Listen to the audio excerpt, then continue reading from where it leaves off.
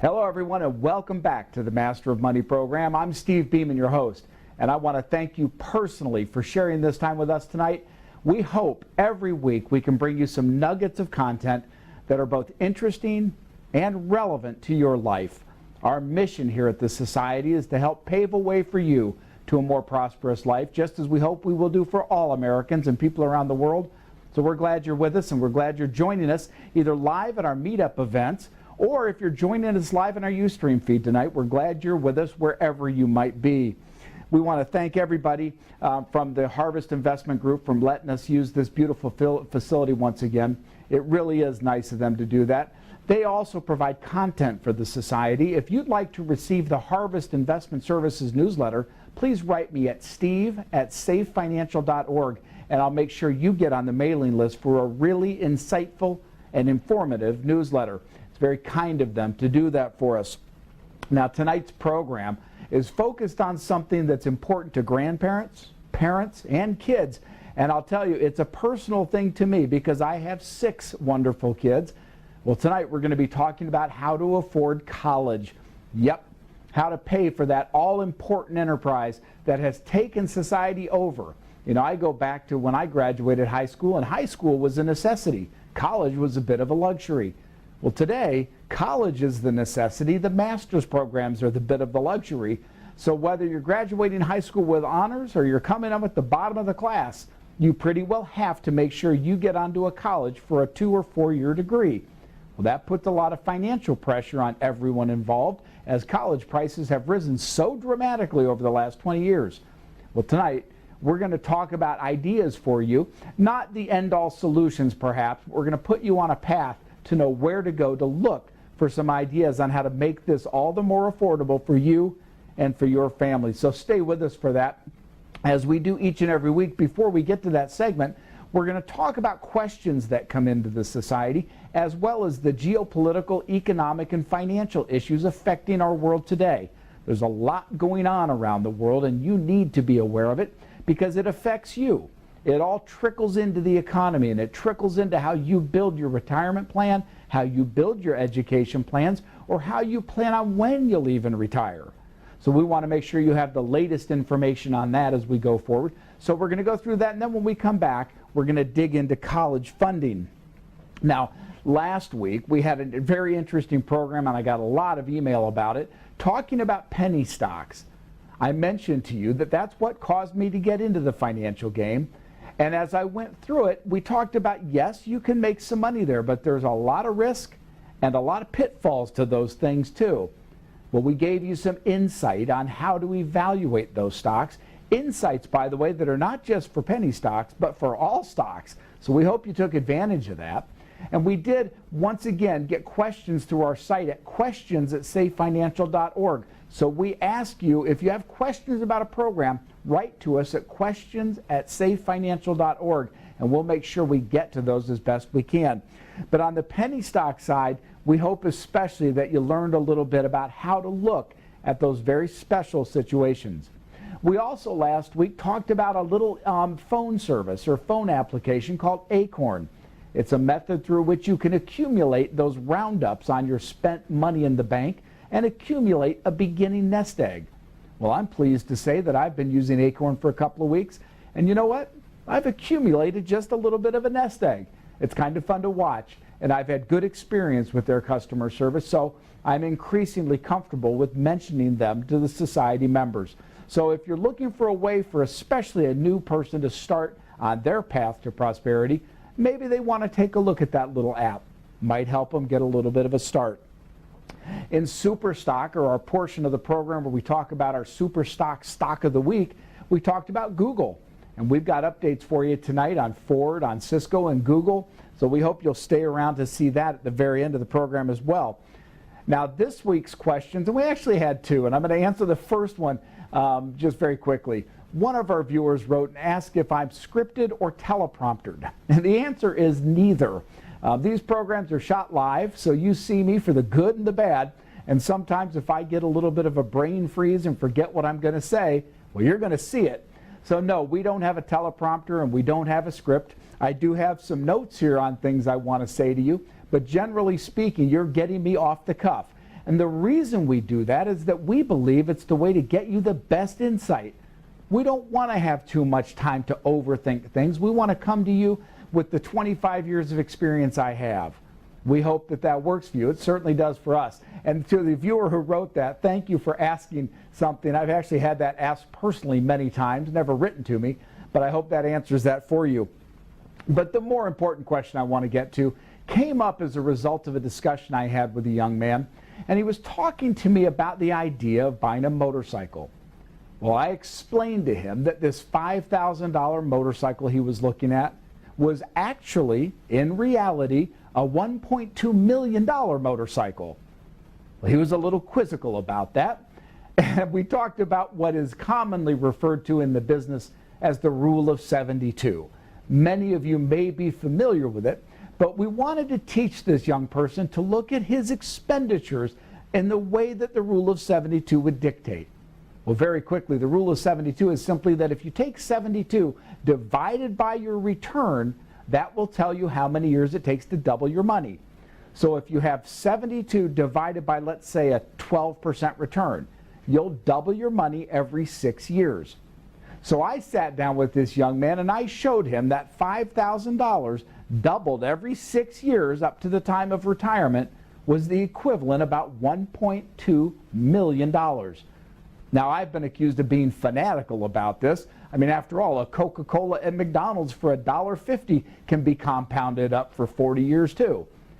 But we all have to balance what is a very necessary expense versus what's a luxury expense in our lives. And we have to, as Ben Franklin said, I think it best, we have to pray like we're going to die tomorrow, but save like we're going to live forever. And indeed, there's a balance between enjoyment today and planning for the future. But we believe the Rule of 72 gives you a catalyst to think perhaps about long-term value when you're about to go out and spend money. Now, to that young man's credit, he informed me he actually wasn't thinking of spending money on this motorcycle. He had a friend who was going to do the work for free, so kudos to him for doing that. But we thought that that was very interesting because the Rule of 72 gets right to the heart of that thing we've referred to as the magic bullet of finance, compounding. It can work for you, it can work against you. Again, that $5,000 motorcycle compounds out to about $1.2 million. Well, the same is true on the other side if you go out and use your Visa card to buy things. You've seen the commercials, you know, priceless paintings, whatever they are, and then for everything else there's Visa. Well, the reality is when you take a vacation on Visa or you use it to buy consumable items, if you don't pay it off immediately, then the compounding effect on that with the interest rates they charge, that'll keep you paying on that vacation for the rest of your life because that money will double hyper fast. So the Rule of 72 can play for you as a saver or against you as a borrower. But think about it in the context of what you're spending to maybe get a little better handle on what really is important to you. Now, the week in review, when we talk about geopolitical events, there is a lot going on. Topping the chart last week was the election in Japan in which Shinzo Abe was elected as their prime minister. Clearly, the Japanese are hoping to turn that 20-year recession around. Japan's an interesting study. They've been prudent. They have the second largest reserves in the world at about $1.2 trillion. The problem is the Japanese just don't know what to do with it. They don't know how to put that to productive use. So their economy is in kind of a stagnation. Well, they're hoping that a new administration will come up with some creative new ways to get Japan back on a growth engine. They certainly are looking at new ideas for that. In fact, Japan is taking the lead in robotics and humanoid robotics. They believe that'll be the catalyst to get them out of this problem. Let's hope it is. We could certainly use our ally in Japan growing rapidly once again. Secondly, and hitting the radar just about every week anymore, is this oil situation where the OPEC oil ministers, that's the cartel that manages much of the oil in the world, they got together and decided not to cut production. Even though we've seen oil come now from $100 a barrel, give or take, to now on its way, it looks like it may hit 40. Now, we think that's a little lower than it will stay, but the point being, when it gets down into these levels, it certainly helps you, the consumer. Americans' economy is growing largely because of a reduction in fuel prices. but it is significantly bad to countries who rely on gasoline and oil as their primary, if not only, export. Yep, specifically we're talking about Russia. This could create geopolitical tensions that we hadn't planned on with Russia, and so we want to keep watching that. As we've mentioned to you often, we monitor their military buildup, and we're monitoring in the Ukraine especially to see where they go there. But right now in the geopolitical world, we look at Japan and its new elections, the impact of OPEC, and then finally the Senate of the United States relating to this Russian situation passed an aid bill last week that was specifically designed to help the pro-Western civilization Ukrainians against the Russians. Well, we're not sure how that's going to be really received in Moscow. You know, this is a complex situation. The fact of the matter is the Russians came in after the U.S. and NATO had installed a pro-NATO administration. It's not as simple as it looks, but we want to watch it because we don't want to see a catalyst for a regional war in the Middle East come out of the Ukraine. Now, in the economic events that we talk about, the New York Times, which I read, came out with a very interesting article talking about the difference between attorneys, lawyers, and the, oh, there we go. My mind just went blank. But the busboys, excuse me. So we're talking about attorneys and busboys, and that made me think of the barbell economy. I've written about this coming barbell economy many times, and what I'm referring to is that we are systematically in the United States regulating and taxing the middle small business community out of existence. Between regulations at the local, state, and federal level and tax policies, we have taken American small business and squeezed it to the point we're no longer seeing it as part of a transitional economy. This is materially bad for America, and I think the New York Times article was dead on. Now, I disagree with his causality, but the conclusion is the same. If we eliminate a middle class from America, we'll end up very much more like a European model in which there's not fluidity from poverty to poor to middle class to upper middle class to wealthy as there has been in the United States for 200 plus years. One of the big pieces of the American dream is that small business entrepreneurial engine that we've had. We can't afford to see it go by the wayside, so I hope that political leadership will take it inside to understand that yes, the big companies can donate lots of money and buy a lot of votes, but to support an American economy, we need a thriving small business class, and we need to keep our eyes focused on that so that our paths to prosperity can grow over time as they should. Secondly, we saw that the Consumer Confidence Michigan Index rose once again, fueled largely by these gas prices, of course, but people are feeling a little better off. Why not? You go to the gas pump, instead of shelling out $60 for a gallon or for a tank of gas, you're going to put out $40. It's an extra $20 in your pocket to spend, and for most people, that's very material. So people are feeling pretty good. In fact, the confidence levels are up since the highest point since about 2007. In fact, I don't like to take correlations like this too seriously, but if you look back at the confidence index and you go back to 96, 2004, 2007, what does it show you? Confidence gets spiked right before things turn south. Now, I don't know that that's the case this time, but it's something interesting to keep your eye on as well. And then finally, in the economic side, we did see third quarter numbers come in, as I said earlier, about 3.4%. Second quarter was a little better coming off that dismal first quarter. We are looking now for the fourth quarter to come in very strong as well. Initial retail sales seem to be pretty good, again, fueled by this gas price situation. So we're looking for the fourth quarter to be decent. Unemployment was released, or employment numbers, they came out a little over 310,000 last week. That's pretty good. Now, we talked last week about it's not a great thing because a lot of those jobs are part-time, and we're not seeing the wage inflation we'd like to see. But nonetheless, people are becoming more employed, and we're feeling a little better about things. So we would expect to see the fourth quarter have a pretty robust number when it finally gets reported in January. So look for that. Now, in the financial events, last week the indexes all, as you saw, had a wild ride. You know, it's funny, I was on the radio several years ago, and the markets were having one of these upheaval type times. And every day I said on the radio to people, don't panic, just relax, it's going to come back to normal, because markets tend to do that. Well, last week was no different. We ended up down a little bit. The S&P, the NASDAQ, and the Dow were all down by a percentage or so.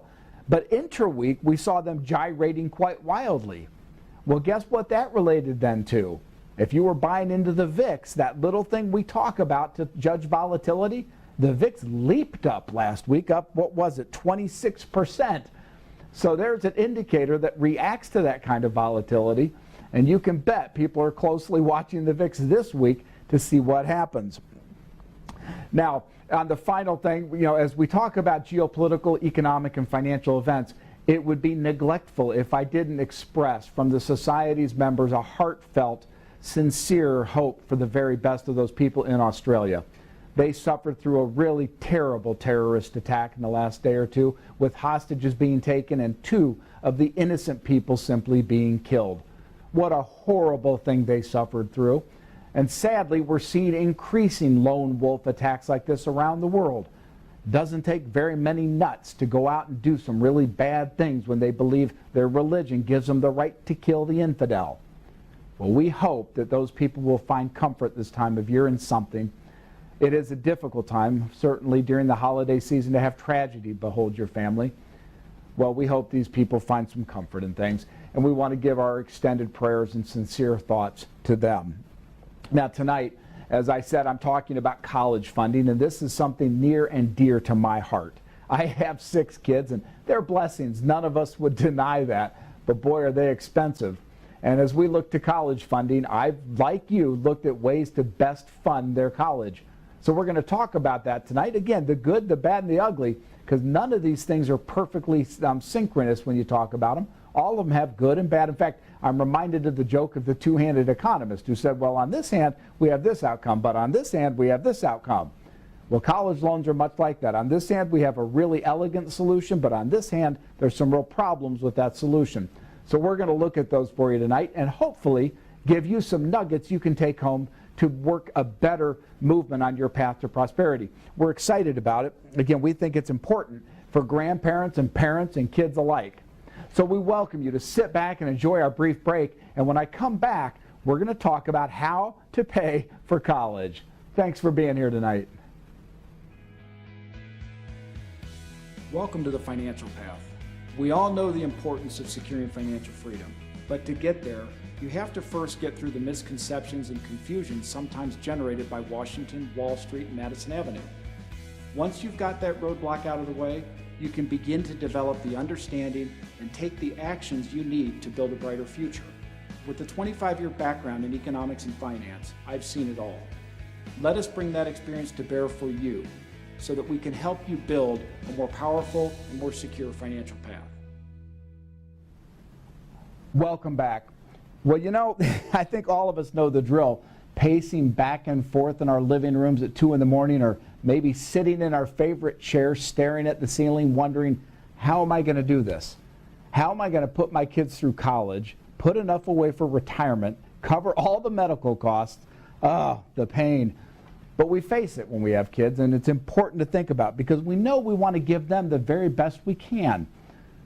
So let's look tonight at how to probably put a better picture on this, make us a little better path without, let's say, going short of robbing a bank or winning the lottery or throwing all of our money into a penny stock hoping for the very best. We're going to look at ways to do it. Now, let's start with some basics. According to the college data system, average full-time cost now for a local interstate or intrastate college is about $22,000, and out of state you can run up around $45,000 to $50,000. Now that's a huge amount of money. When you consider the average American earns about $60,000 after tax, 45, let's say, you're talking about a full year's wage to pay for 1 year at a private college. That's significant and that's painful. I mean, we're talking in aggregate, what, $88,000 up to about $200,000 per child in college expenses? Wow, that can be extremely painful. So now shivers are undoubtedly going down your spine, and as they crawl up your back saying, oh my gosh, what am I going to do? Well, we've got some ideas for you. First of all, I'm going to tell you the best news, that you don't have to panic. There are several key things about college funding that put some ease into us and make us not have heart attacks at night. First, the prices that are listed, that $88,000 or $200,000 for 4 years, those are the sticker prices. And much like a car, few people actually pay sticker price. So right off the bat, you can say, whew, I'm not going to get stuck with a $30,000 college bill right up front. The reality is, between academic grants, needs-based grants, loans, scholarships, there are all kinds of things out there that can help you put your child through college at less than that sticker price. They're important to look at. Some of them are really good. Scholarships and grants come to mind. Some of them are okay, some of the loan programs. Some of them are, well, they're not so good, but they get you through, and those are some of the other loan programs. But there are countless ways to get through academics, and I said as needs-based. Don't forget things. There are government Pell Grants. There are other things of that nature. So number one, you're not going to pay sticker price. Number two, rarely if ever do you have to pay for the entire thing in one lump sum. Almost all colleges, at least every one of them that I've looked at, will take monthly payments. And you know as well as I do, it's a lot easier to stomach a $2,000 a month payment than it is a $25,000 check. So between the fact that you're not going to pay the sticker price, you're going to be able to spread those payments out over the months. The third thing that comes into play is you can use federal and state loan programs, we're going to get into these, to really help defer the cost. So if you say, all right, let me just take a breath. I've got my child going into college right now. They want to go to an out-of-state institution. It's going to cost $40,000 stated. Right off the bat, number one, you're not going to pay $40,000. You're going to get all kinds of scholarships and grants, things like that to knock that price down. Number two, you're going to be able to finance it, so you're going to pay it slowly over time. And number three, we're going to explore some loan programs that can defer the cost of that college for a much longer period of time, so you can finally take a breath and say, okay, maybe I can do this without bankrupting myself. The reality is you can. And we here at the Society to Advance Financial Education want to make sure we give you the best information possible to help you through this without bankruptcy. Now, we know that planning is always the best stress reduction. So the fact of the matter is college planning should start the day your young person is born. Now, that's more often than not driven by grandparents. Thank you very much to moms and dads out there who help us with things like this. But the fact of the matter is, if you look at what are called 529 plans, these are state-level programs that allow you to put away tax-deferred money for your child's education. By starting with very small amounts when they're born, 18 years later, you've got an awfully nice nest egg built up that can pay for that college. In fact, I was doing some numbers just for fun, and I know these sound big, but they're sometimes doable. If you can take a sum like $20,000 on the day a child's born, well, that will turn into enough money that that child at 18 can go through a 4-year private college without you ever putting out another nickel. Okay, that's true, and that is the way to sleep nights. So what we want to tell people first is we want to plan. If there's anything that's very easy to understand, it's demographics, right? We know a child is born. We know 18 years from now, Lord willing, they're going to be with us. They're going to go to college. So by looking from the day they're born at something like a 529 plan, perhaps between the grandparents and the parents, you can begin a savings plan of putting a few $1,000s each year away for that child. The money does accrue tax-free, as I said.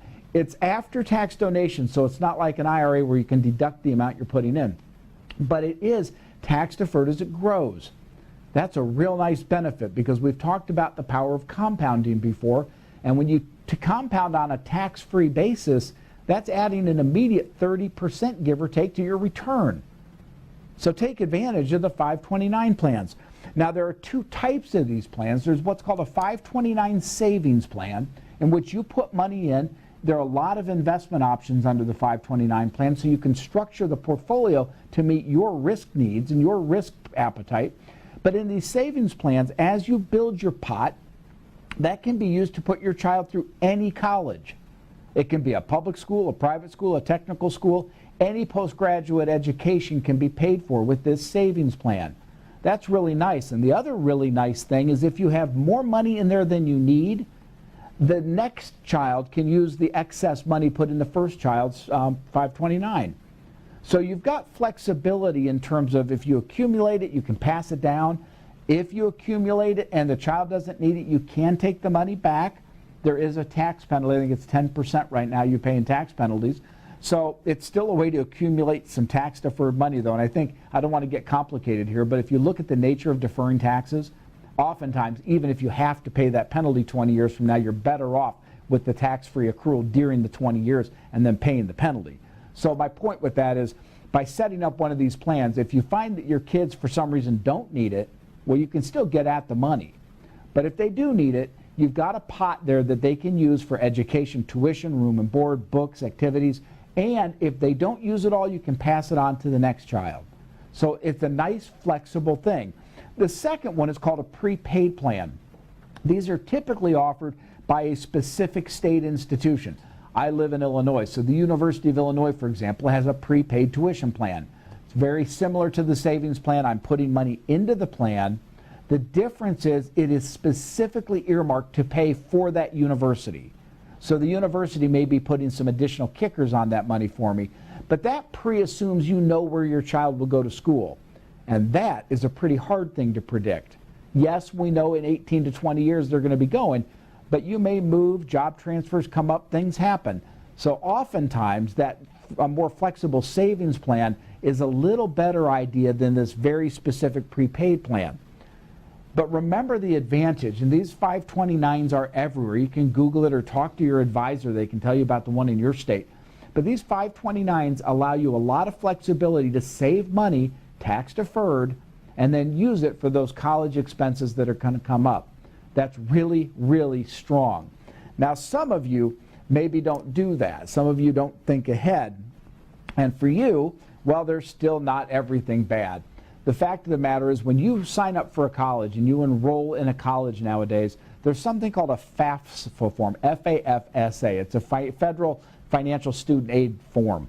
It automatically links your tax returns to the school's the computers that look at help. So what you get when you submit the FAFSA form is an immediate look at financial aid that's available to you. As I said, there are all kinds of needs-based scholarships which will kick in when the FAFSA is there. You'll get two different types of loans, both guaranteed loans and not guaranteed loans, subsidized loans, not subsidized loans. So there's all kinds of stuff that will kick in automatically once you've interfaced with the school's financial aid system. So if you need help doing that, just send me a note at questions@safefinancial.org, and I'll send you some links on where you can specifically go to do that. In fact, I think we're going to put some up on the screen for you right now. But the fact of the matter is, between all the loans you can get, between the grants you can get, the Pell Grant is still out there for people. All of this stuff reduces that college nut to the point where for most people you can't afford it. It still helps if you planned ahead with a 529, but if you didn't, if you find yourself at the end of that, or beginning that street, at the end of the pre-college times and the beginning of college times, and haven't put money away, well, don't fear it. Just know that by using the federal subsidies as well as state agencies and college-specific things, you can probably get the cost of college down. A $50,000 a year private institutions, I've heard, can get down as low as $14,000 a year. That's right. So that's a much more affordable number. So you don't need to panic when you see it, but you want to make sure you get into this financial aid world as fast as you can. In fact, right after you've accepted or been accepted into college, I recommend that you get in line with the FAFSA form and the financial aid systems at that college. Again, we can help you do that if you need to. Now, there are a couple things that aren't so pretty about the government loans you should be aware of. As you go through life, and most of us have been through ups and downs in life, it's possible that when someone graduates college, they're doing really well, they're paying back their loans, things look all rosy and bright, but then things turn south and they end up in a bankruptcy situation where they may lose their house, their car. It happens. It's sad, but it happens. One of the problems is these government guaranteed loans cannot be bankrupted on. So even if your child, son, daughter, or you personally going through school, you come out and you end up in trouble going through a bankruptcy, know that your government guaranteed loans are not going to be discharged. That's a real conundrum for America right now. There's about $1 trillion outstanding in student loans. There's a lot of money going out for these things. Generally speaking, they don't present that big a problem. But in aggregate, they are taking some growth rates off the U.S. If you look at it kind of in common sense, You have a student coming out who makes $35,000, $40,000 a year. They feel pretty good about themselves. After their debt service, they have spending money. Well, that debt service is taking off of their spending money. So it is restricting their ability to participate in a consumer economy. Well, that's not good for our growth rates, but it is good to get an educated class of people. Well, if you're a parent or grandparent guiding your child, I would suggest that you do look at them about how they get their degree or what they get it in. I will tell you, I've had firsthand experience on radio interviews with people who call in and say, you know, I graduated college and I can't find a job that pays $40,000 or $50,000 a year. So I follow up by asking them what they received their degree in, and I've had them tell me, well, I got my degree in poetry writing. It's a little hard to find a high-paying job with poetry writing.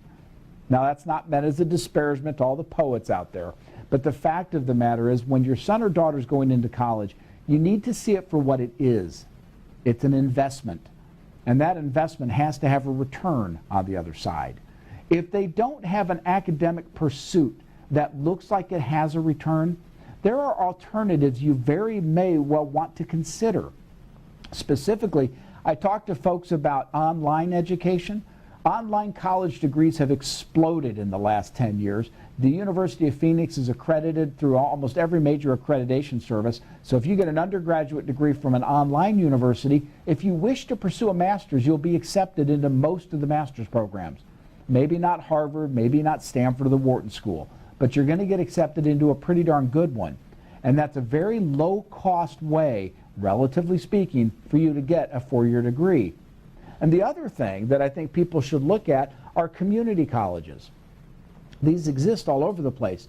And community colleges are very strong at offering typically a two-year associate's degree for a very, very low price.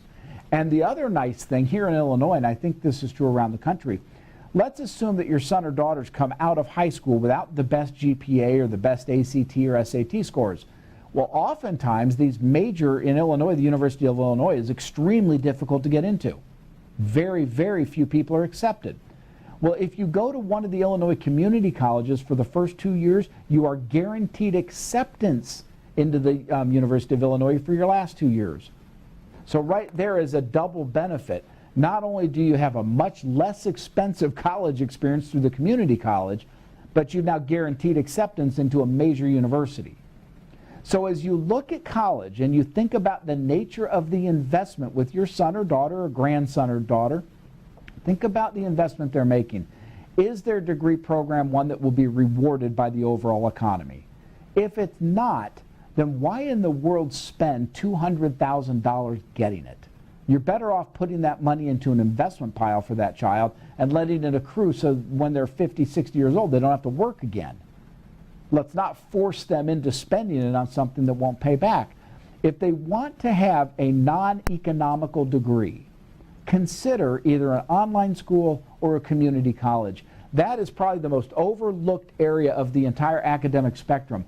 And as it's growing and becoming more and more legitimate, especially the community colleges, consider it. It may not be the glamour that all these students want, but it is certainly a practical, good solution for you and me. So as you look at college, don't ignore these alternatives. They may be exactly where you want to be. So as we look at college, we can understand first not to panic with sticker shock. It's going to look extraordinarily expensive, but we're probably not going to pay that. Between the grants and the scholarships and the applied loans, we can probably get it down to a reasonable number, which we can then pay over time. So you'll probably be able to get that to work out. Now, if you find, as we said, your son or daughter isn't entering into a program that makes a lot of economic sense, I mean, if they want to be a poetry, a poet for their life, that's great for me. But I'd strongly recommend they not spend all that money on college, go to a community college, get their poetry degree there, then they can take the extra money if it's there and invest it for their retirement. That would be a more prudent response than spending it all on a degree that's going to sit on a wall and not do a whole lot for them. So think about those as options. Now I want to move quickly as we go through tonight's program into the Super Stock Stock of the Week program.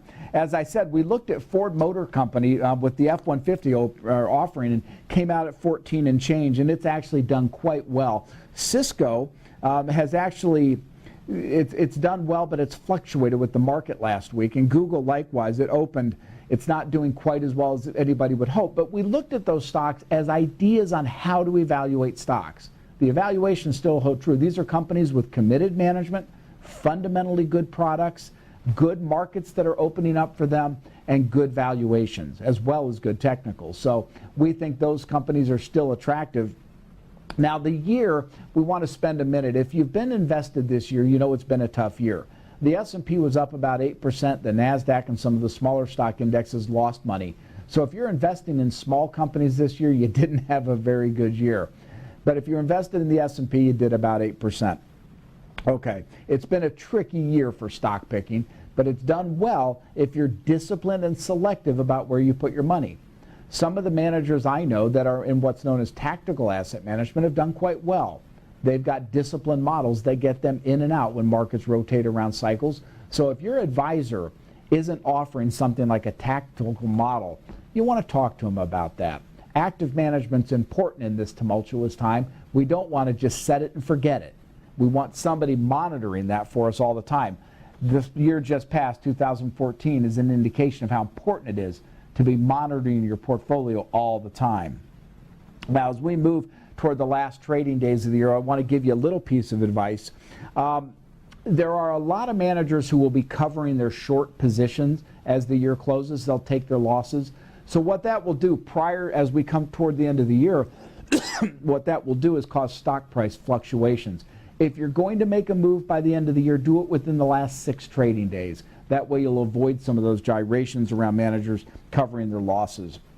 In fact, the actual date is December 26th if you want to be a buyer. And that would be if you're trying to go out and buy some of the values that now exist or the dogs that are out there, catch that little year-end bump. Going on about the 26th, and you should be able to catch some of that as the short sellers close out their positions. So right now, that's our program for tonight. We're glad you joined us. Again, it's been a personal one to me as I've got all these wonderful kids going into college. And we hope that each and every week, the Master of Money brings you the kind of insight and information you need to help pave a way to prosperity for you. As always, write us at questions@safefinancial.org. We welcome those, and we try to get back with you whenever we can. So the Society is, as we've said, a not-for-profit organization. We're dedicated to providing you a better path to prosperity. You know, somebody asked me why I do this, and I explained to them that I believe America as an economy is in real trouble. Our debts are very high, our deficits are very high, our pension debts are problematic, our college debts are problematic. And I said, I believe the only way that we thrive and prosper is knowledge.